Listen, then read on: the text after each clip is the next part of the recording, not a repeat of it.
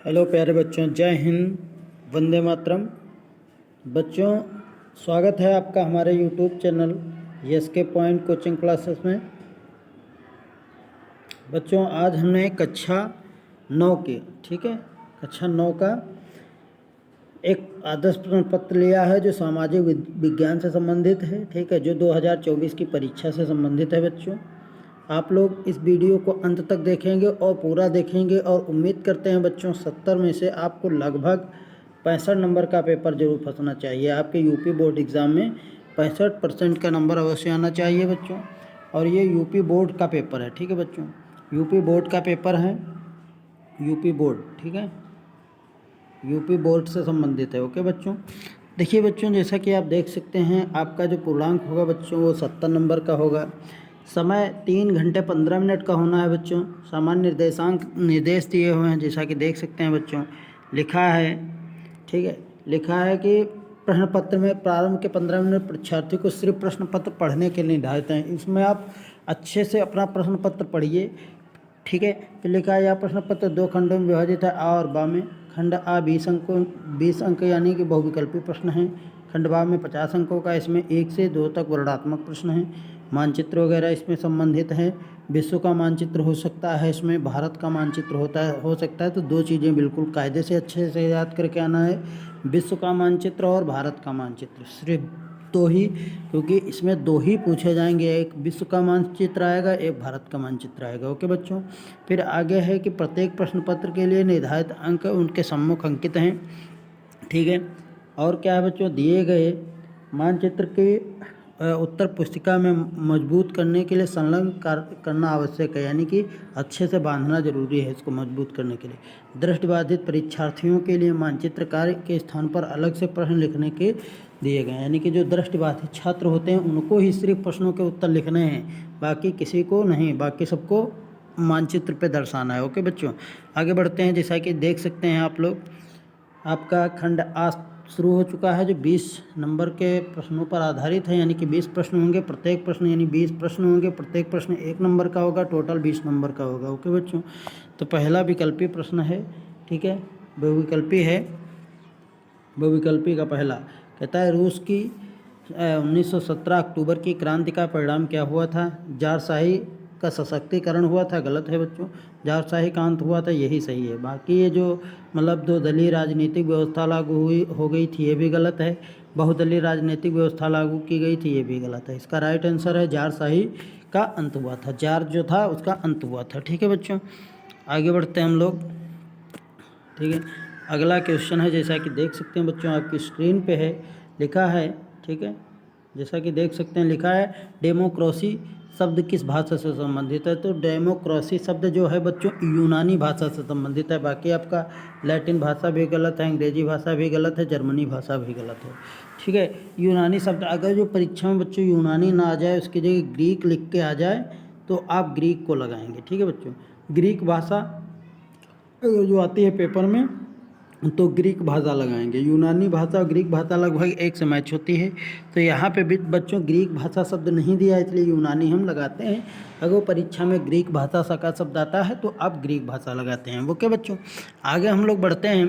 कहता है, question number 3 है, कहता है सामाजिक आर्थिक समानता का समर्थक कौन है? तो सामाजिक आर्थिक समानता का समर्थक जो है बच्चों वो आदर्शवाद है, बाकी कोई वाद नहीं है।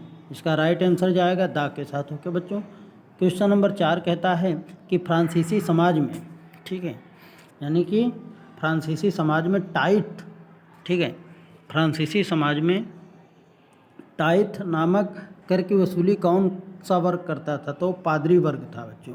ठीक है, पादरी वर्ग जो था वो टाइथ नामक कर की वसूली करता था। तो इसका राइट आंसर आपका हो जाएगा पादरी वर्ग। बाकी कुलीन वर्ग, सामंती वर्ग, किसान और कारोबारी वर्ग जो हैं ये सब गलत हैं। ओके बच्चों, आगे हम लोग बढ़ते हैं।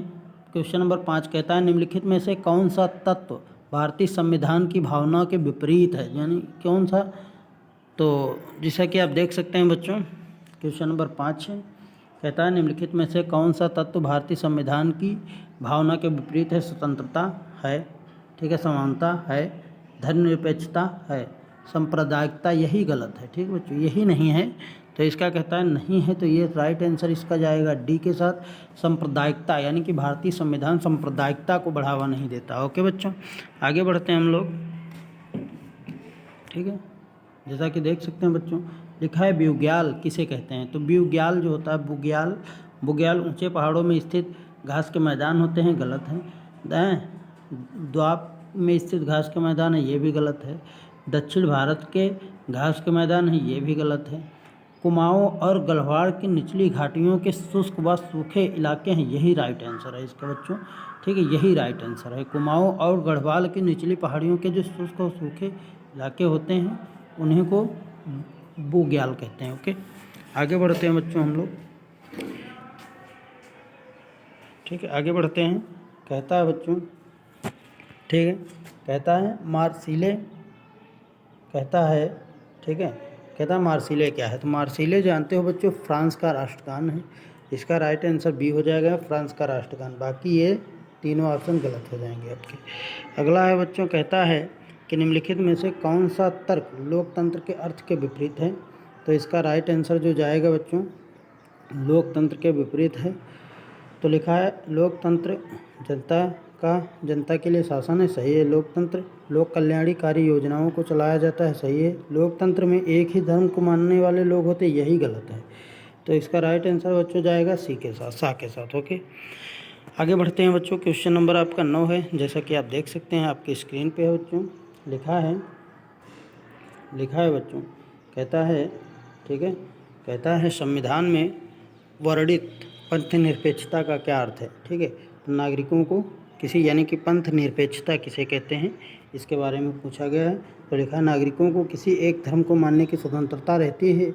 नागरिकों को किसी भी धर्म को मानने की स्वतंत्रता नहीं होती है। सरकार सभी धार्मिक आदर्शों, यानी कि नागरिकों को किसी एक धर्म को मानने की स्वतंत्रता रहती है। नागरिकों को किसी भी धर्म को मानने की स्वतंत्रता नहीं रहती है। सरकार सभी धार्मिक आदर्शों और मान्यताओं को सम्मान करती है। नागरिकों को किसी एक धर्म की, यही गलत है बच्चों। ठीक है, तो इसका राइट आंसर पंथ निरपेक्षता का अर्थ होता है कोई पंथ नहीं होना चाहिए, तो यही इसका राइट आंसर हो जाएगा। पंथ निरपेक्ष मतलब सी इसका राइट आंसर हो जाएगा। ओके बच्चों, आगे बढ़ते हैं। कहता है स्टालिन, सामूहिकीकरण कार्यक्रम में किस वर्ग से संबंधित, मतलब प्रभावित करता था। तो प्रशासनिक वर्ग को प्रभावित करता था। ठीक है बच्चों, आगे बढ़ते हैं। लिखा है क्वेश्चन नंबर 11, लिखा है भारत किस नदी को दक्षिण की गंगा कहा जाता है। यानी भारत की किस नदी को दक्षिण की गंगा कहा जाता है। तो इसका राइट आंसर बच्चों जाएगा गोदावरी को भारत की, ठीक है, भारत की दक्षिण गंगा कहा जाता है। आगे बढ़ते हैं बच्चों। क्वेश्चन नंबर 12 है, कहता है आप ग्रीष्म अवकाश में करवती जाना चाहते हैं तो किस केंद्र शासित प्रदेश में जाएंगे। तो लक्षद्वीप, इसका राइट आंसर लक्षद्वीप हो जाएगा। ओके बच्चों, आगे बढ़ते हैं। ठीक है, क्वेश्चन नंबर 13 है, कहता है मेरा मित्र एक ऐसे देश का निवासी है जिस देश की सीमा भारत की सीमा के साथ नहीं लगती, वह देश कौन सा है। तो इसका राइट आंसर जो हो जाएगा बच्चों ताजिकिस्तान जिसका राइट आंसर है। बाकी जैसे भूटान है, बांग्लादेश है, इनकी सबकी सीमाएं हमसे लगती हैं। ठीक है, ताजिकिस्तान की सीमा नहीं लगती। ओके, आगे बढ़ते हैं बच्चों क्वेश्चन नंबर 14 की तरफ। क्वेश्चन नंबर 14 कहता है निम्नलिखित में से जनसंख्या वृद्धि का कारण क्या है। उच्च जन्म दर ये भी कारण है, ठीक है, निम्न मृत्यु दर ये भी कारण है, निरक्षरता ये भी कारण है, उपरोक्त सभी।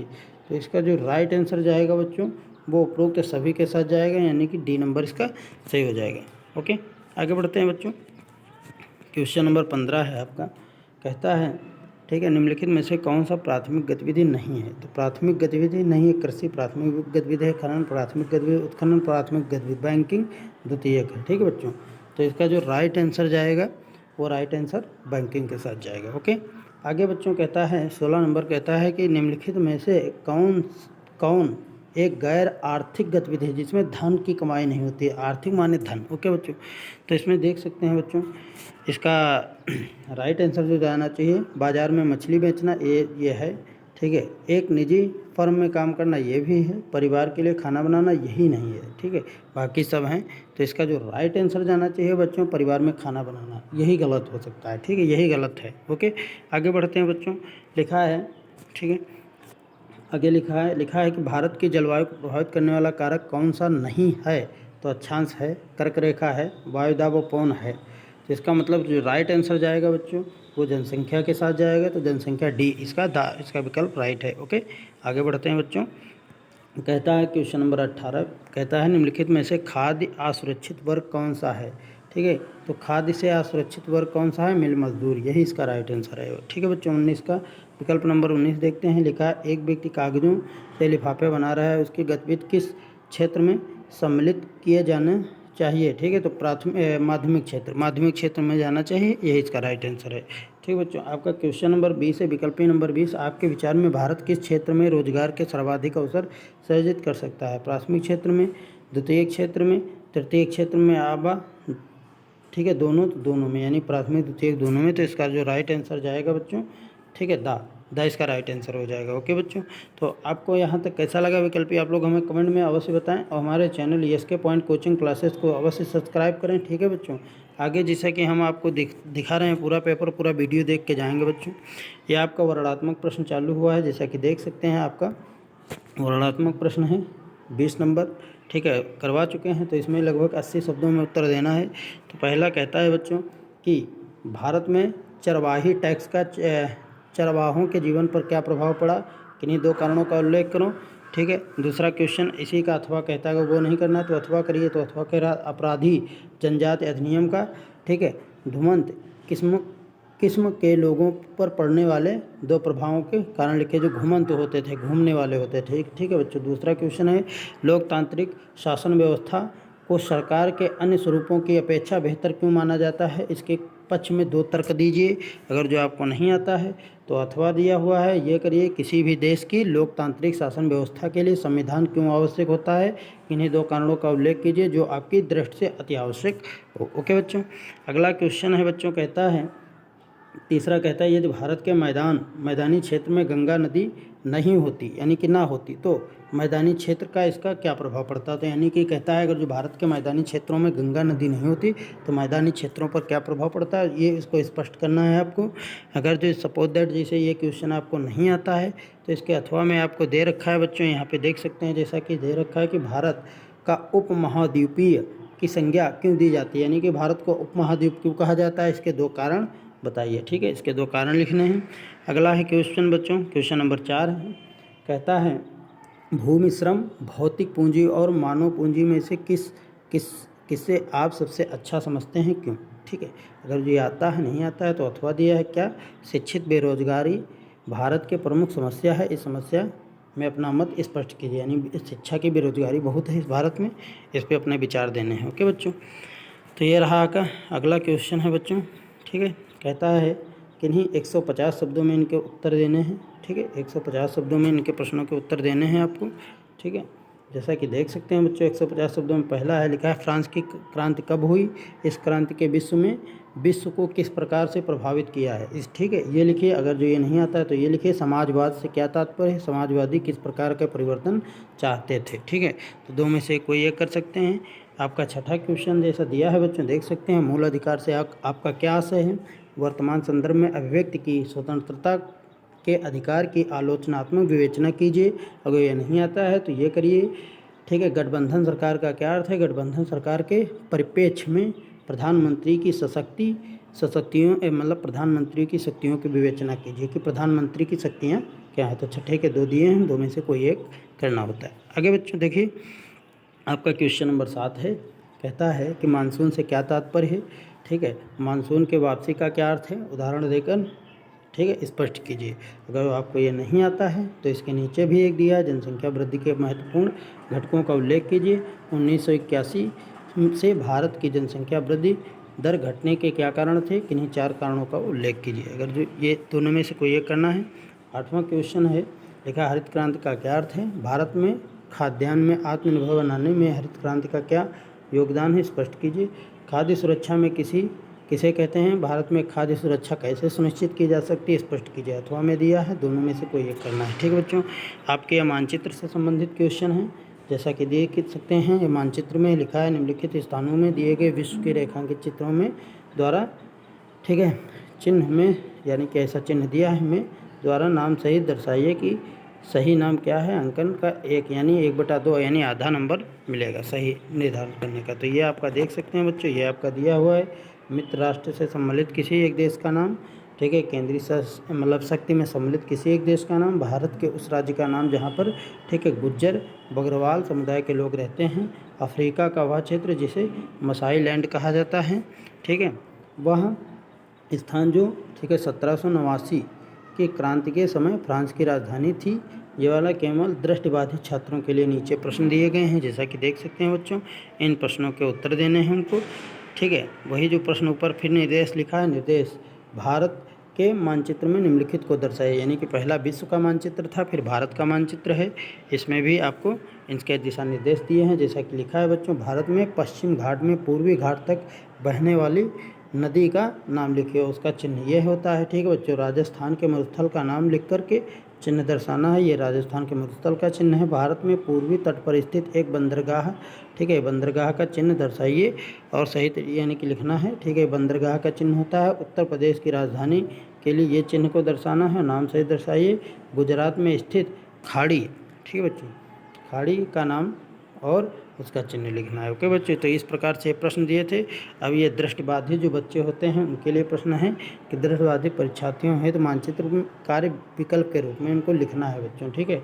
पश्चिम से पूर्व तक बहने वाली नदी का नाम लिखिए, पूर्वी घाटी पर स्थित बंदरगाह का नाम लिखिए, राजस्थान के एक मरुस्थल का नाम लिखिए, उत्तर प्रदेश की राजधानी का नाम लिखिए, गुजरात में स्थित खाड़ी का नाम लिखिए, ठीक बच्चों। इस तरीके से आपका प्रश्न था।